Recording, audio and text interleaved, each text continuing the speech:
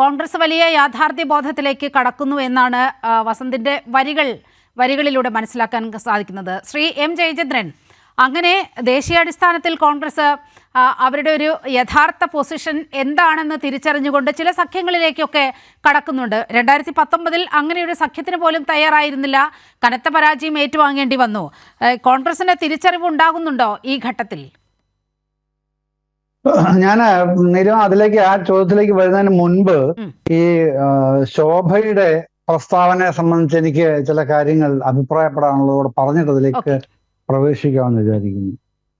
ഇത് യാദൃച്ഛികമായിട്ട് അല്ല എന്നുള്ളതിന്റെ ഏറ്റവും വലിയ തെളിവ് എന്താണെന്നറിയാമോ? എന്ന് മാത്രമല്ല, വ്യക്തമായ ഒരു തിരക്കഥയുടെ അടിസ്ഥാനത്തിലാണ് ശോഭ കരന്തലജെ എന്ന BJP നേതാവ് ഇന്ന് ആക്രോശിച്ചത് എന്നുള്ളതിന്റെ പ്രകടമായ തെളിവ് കേരളത്തിൽ ഇന്നലെ ഉണ്ടായത് അബ്ദുസലാമിനെ മോദിയുടെ കൂടെ കൂട്ടാതിരുന്നതാണ്.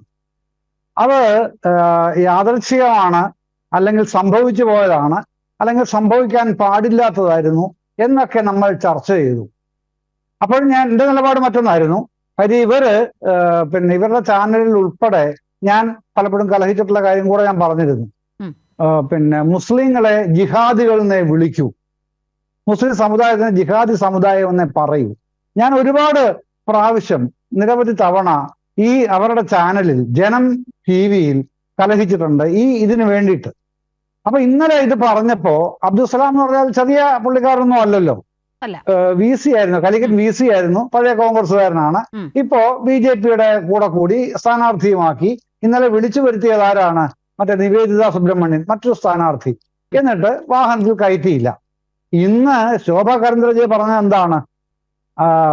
കേരളത്തിൽ നിന്നുള്ളവർ തമിഴ്നാട്ടിൽ കർണാടകത്തിൽ അതിക്രമങ്ങൾ, ചെറിയ അതിക്രമങ്ങളാണ്, ബോംബ് ഉൾപ്പെടെയുള്ള കാര്യങ്ങൾ ഉപയോഗിച്ച് പ്രവർത്തിക്കുന്നവരാണ് എന്ന് പച്ചയ്ക്ക് അങ്ങ് പറയുകയാണ്. ഇന്നലെ ഈ അവമതിപ്പ് ഇവിടെ അബ്ദുസലാമിനെ നേരിടേണ്ടി വരികയും ചെയ്തു. അപ്പൊ ടാർഗറ്റ് ചെയ്യുന്ന എന്താണ്? ക്ലിയർ ഷാർപ്പ് ടാർഗറ്റിംഗ് ആണ്. ഒരു സമുദായത്തിനെ, ഒരു ന്യൂനപക്ഷ സമുദായത്തിനെ, മുസ്ലിം സമുദായത്തിനെ. എന്തിനാണ് ശോഭ കരന്തലജയെ പോലെ, ഇപ്പൊ വസന്ത് വിശേഷിപ്പിച്ചതുപോലെ ഒരു ഫയർ ബ്രാൻഡ് ലീഡർ ആയിട്ട് അവർ വാഴ്ചയിരിക്കുന്ന ഒരാളാണല്ലോ ഈ ശോഭ. അവരെ എന്തിനാണ് ഇങ്ങനെ അഴിച്ചു വിട്ടേക്കുന്നത്?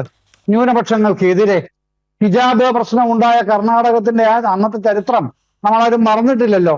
സുപ്രീം കോടതി വരെ പോയി, സുപ്രീം കോടതി അവസാനം വലിച്ചു ദൂരെ എറിഞ്ഞല്ലോ അന്നത്തെ ആ സർക്കാരിന്റെ നടപടിയെ തന്നെ. അത് നിൽക്കെ അതേ കർണാടകയിൽ വെച്ച് BJP-യുടെ ഇത്തരത്തിലുള്ള ഒരു തീപ്പൊരി നേതാവിനെ കൊണ്ട് ഇങ്ങനെ പറയിപ്പിക്കുന്നത് നിഷ്കളങ്കമാണോ? നിഷ്കളങ്കമാണെന്ന് വിശ്വസിക്കുന്നവർ മറ്റേതോ വിഡ്ഢികൾ ഞാൻ പറയുന്നില്ല, എങ്കിലും അത് പറയാതിരിക്കാനും കഴിയില്ലല്ലോ, മറ്റേതോ സ്വർഗത്തിലാണ് എന്ന് മാത്രം ചുരുക്കി അങ്ങ് പറയുകയാണ്. അതാണ് വസ്തുത. ആ വസ്തുത നിലനിൽക്കെ അത് തന്നെയാണ് പിൻ പോയിന്റ് ചെയ്യേണ്ടത്.